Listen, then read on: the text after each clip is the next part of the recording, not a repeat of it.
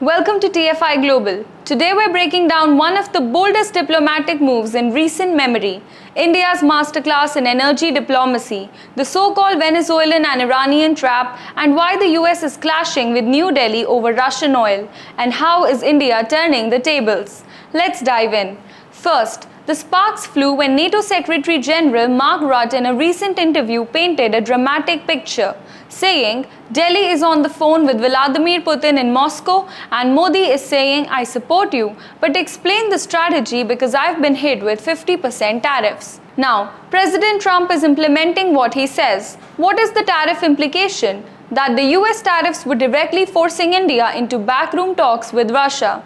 But New Delhi wasted no time shooting this down. MEA spokesperson Ranveer Jaiswal told reporters in New Delhi, this statement is factually incorrect and entirely baseless. At no point has Prime Minister Narendra Modi spoken with President Putin in the manner suggested. He went further, stressing that the leaders of important and esteemed institutions like NATO should exercise greater accuracy and responsibility. In other words, he meant stop spreading stories that never happened. And the social media reaction? Let's just say people weren't holding back. Some called it bizarre or speculative diplomacy. A viral post even joked that NATO's fact-checking department needed an upgrade.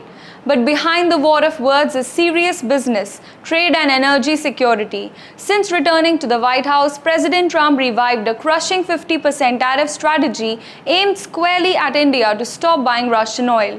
Here's the catch. India is the world's third largest oil importer and Russian crude accounts for nearly 40% of its oil imports. Cutting off Russia could spike fuel prices for 1.4 billion people.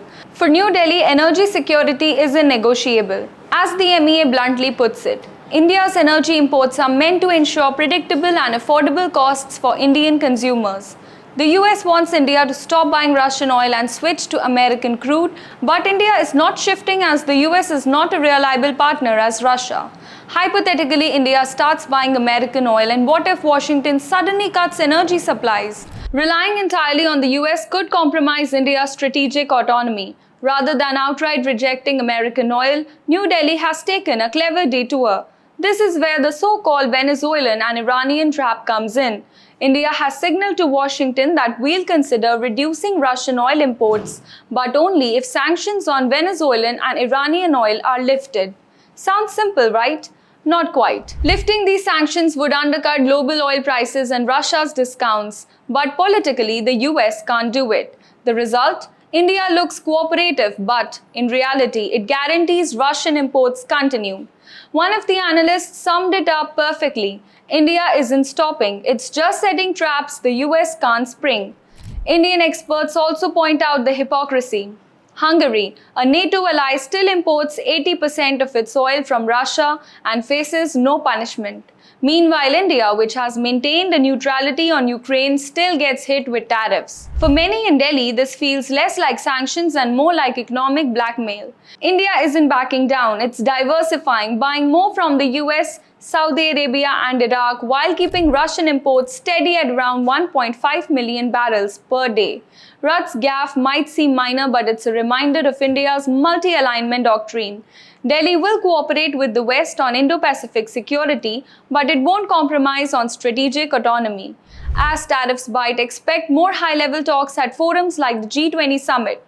But the message from India is crystal clear. Sovereignty first, alliances second. What is the takeaway? India has refused to compromise its energy security, using the Venezuelan and Iranian trap to keep its options open, while putting Washington in a nearly impossible position. In a world where energy is weaponized, India is charting its own course.